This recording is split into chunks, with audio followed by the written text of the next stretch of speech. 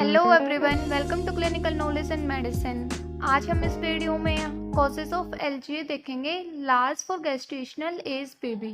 Last video में हमने neonates की क्लासिफिकेशन देखी थी on the basis of birth weight and gestational age and on a combined factor of birth weight and gestational age. 3 classifications थी, SGA, LGA and AGA. appropriate for gestational age, small for gestational age and large for gestational age।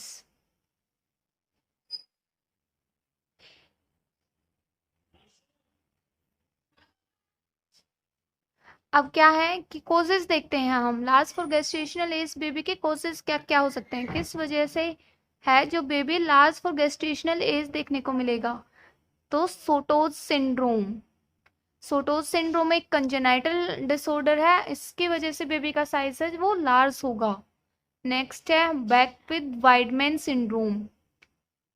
इस syndrome में भी baby का size first year में normal baby के size के comparison में ज़्यादा देखने को मिलता है। And infant of diabetic mother. Infant of diabetic mother, किसी बेबी की मदर डायबिटिक है तो वो बेबी उसका साइज भी लार्ज मिलेगा। एंड लार्ज साइज बेबी के लिए हम एक टर्म यूज करते हैं, वो है मैक्रोसोमिया। Erythroblastosis fetalis. इरिथ्रोब्लास्टोसिस फिटोलिस एक हेमोलिटिक एनीमिया का टाइप है। इसमें ये जो डिजीज कंडीशन अराइज होती है ये आरएच इनकम्पेटिबिलिटी की वजह से होती है। मीन्स जो बेबी का ब्लड ग्रुप है और जो मदर का ब्लड ग्रुप है वो इनकम्पेटिबल होते हैं एक दूसरे के, एंड उसकी वजह से ये डिजीज कंडीशन अराइज होती है, erythroblastosis fetalis. And congenital hypothyroidism. Congenital hypothyroidism, इसकी वजह से भी है जो बेबी का लार्ज साइज देखने को मिल सकता है।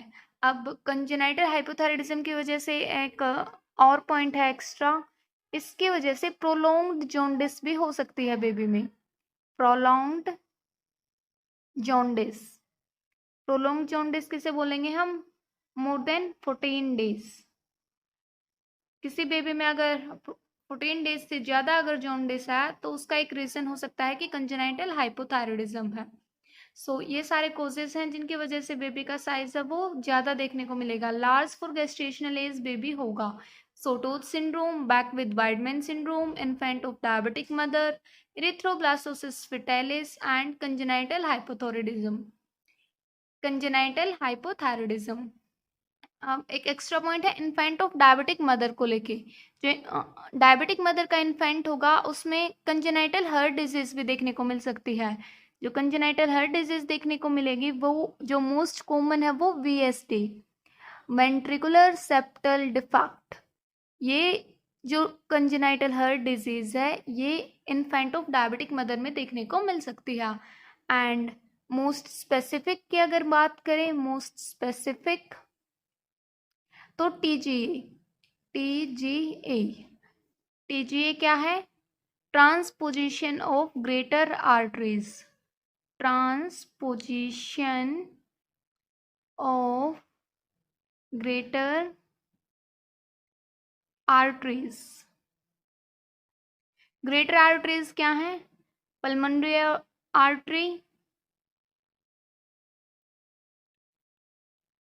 Pulmonary artery and aorta. So जो टीजीए की कंडीशन होती है उसमें इन दोनों आर्टरीज की पोजीशन है वो डिफरेंट होती है। तो इन्फेंट ऑफ डायबिटिक मदर, उसका बेबी लार्ज मिलेगा, उसमें कॉमन कंजेनाइटल हार्ट डिजीज देखने को मिल सकती है वीएसडीए, या फिर अगर स्पेसिफिक हार्ट डिजीज की बात करें तो वो होती है TGA, transposition of greater arteries, pulmonary artery and aorta. And अब नेक्स्ट देखते हैं vitals. Vitals of normal term neonate. Normal term neonate. Vitals में हम देखेंगे heart rate, respiratory rate, capillary filling time, कोई साइनोसिस प्रेजेंट है, कोई मर्मर प्रेजेंट है, ये etcetera, breathing rate, so heart rate जो एक न्यूनेट का मिलेगा वो होता है 120 to 140 beats per minute. And respiratory rate अगर हम देखें तो होता है 40 to 60 cycle per minute. Next capillary filling time. Capillary filling time it should be less than 3 second. जो एक नॉर्मल नियोनेट है उसका कैपिलरी फिलिंग टाइम 3 सेकेंड से कम मिलेगा। कोई साइनोसिस अगर बॉडी पे प्रेजेंट है या नहीं। साइनोसिस क्या होता है? Bluish discoloration of body. Cyanosis जो नॉर्मली एक्रोसाइनोसिस देखने को मिल सकती है। एक्रोसाइनोसिस मीन्स पेरिफ्री पे बॉडी के साइनोसिस देखने को मिलेगी। ये है नॉर्मल बट कभी कभी एबनॉर्मल कंडीशन दिखती है। बट अगर एक्रोसाइनोसिस किसी टर्म नियोनेट बेबी में प्रेजेंट है तो वो नॉर्मल कंडीशन है। नेक्स्ट कोई मर्मर प्रेजेंट है। Any murmur. सो नॉर्मली एक सॉफ्ट इजेक्शन सिस्टोलिक मर्मर देखने को मिल सकता है। Soft ejection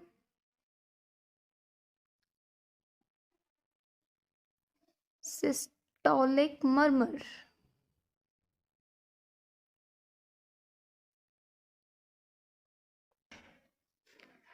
next length of newborn. Length of newborn. Newborn की लेंथ कितनी होगी? 48 to 50 centimetre. And length of umbilical cord. Umbilical cord same 48 to 50 centimetre. अच्छा नेक्स्ट क्या है? अम्बिलिकल कॉर्ड में क्या प्रेजेंट होता है? 2 आर्टरीज होती हैं। 2 आर्टरी एंड एक वेन प्रेजेंट होती है अम्बिलिकल कॉर्ड में। हेड सर्कमफ्रेंस बेबी का कितना देखने को मिलेगा? Head circumference 33 to 35 centimetre.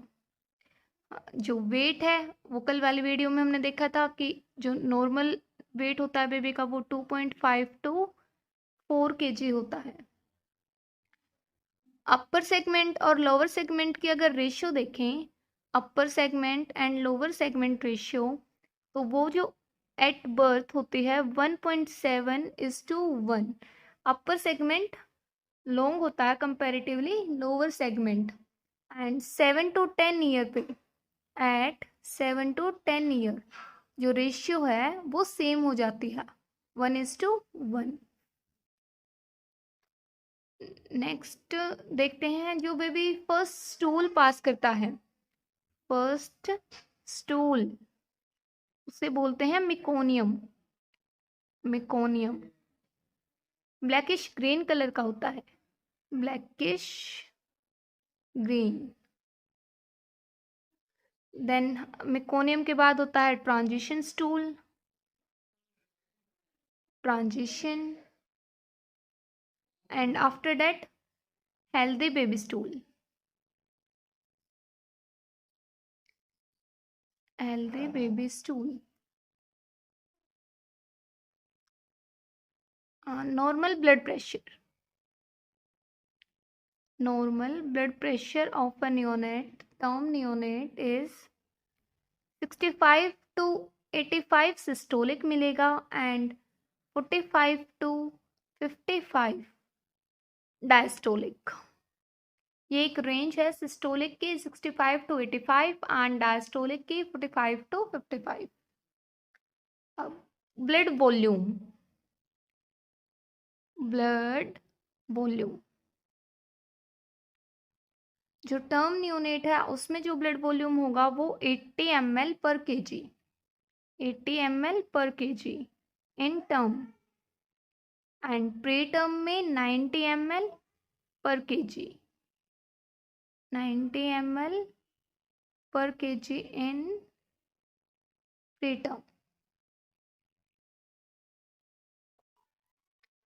ये सब हमने देख लिया, ब्लड वॉल्यूम देख लिया, बीपी देख लिया, weight, height, head length, umbilical cord की लेंथ एंड मर्मर्स कोई प्रेजेंट है, साइनोसिस प्रेजेंट है, रेस्पिरेटरी रेट देख लिया हमने बेबी का, हार्ट रेट देख लिया, normal HB, normal HB of newborn. Normal baby में एचबी कितना होता है? 17 to 20 ग्राम पर डेल। अब इस सब के बाद एक वैक्सीनेट किया जाता है बेबी को विटामिन के के साथ। विटामिन के, विटामिन के वैक्सीनेशन की क्यों नीड होती है? क्योंकि जो मदर मिल्क होता है वो डेफिशिएंट होता है। Mother milk is deficient in vitamin के, तो आउटसाइड से नीड होती है विटामिन के की। विटामिन के की नीड क्यों होती है? क्योंकि विटामिन के डिपेंडेंट क्लोटिंग फैक्टर होती हैं बॉडी में, 2nd, 7th, 9th and vitamin के डिपेंडेंट क्लोटिंग फैक्टर्स होते हैं 2nd, 7th, 9th and 10th।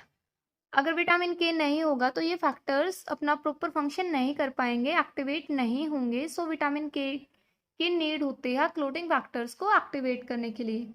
Vitamin के हम देते कैसे हैं? Intramuscular, IM। इंट्रामस्कुलर साइट क्या रहती है? इसे हम देते हैं वास्टस लेटरलिस मसल पे। एंटीरियोलेटरल, अब हम इसे एंटीरियोलेटरल ही क्यों देते हैं? एंटीरियोमीडियल क्यों नहीं देते? क्योंकि वहां पे वेसल्स प्रेजेंट होती हैं। Anteromedial not given because blood vessels present होते हैं, और अगर हमने एंटीरियोमीडियल दिया तो ये ब्लड वेसल्स डैमेज हो सकती हैं। तो इसलिए हम विटामिन के IM देते हैं एंटीरियोलेटरल साइट पे वास्टस लेटरलिस मसल की। अब इसकी डोज कितनी होती है? टर्म बेबी के लिए होती है 1 mg एंड प्री टर्म के लिए होती है 0.5 mg। 0.5 mg। सो इस वीडियो में हमने क्या क्या देखा? Causes of LGA, last for gestational age baby, and vitals of term normal neonate, and vitamin के बारे में देखा कि विटामिन के बेबी को दिया जाता है, साइट क्या होती है एंड डोज कितनी होती है। सो नेक्स्ट वीडियो में हम देखेंगे how we differentiate between preterm and term baby. Next video किस पे होगी? How to differentiate between preterm and term baby. So for more knowledge, keep watching Clinical Knowledge and Medicine, share and subscribe our channel. Thank you.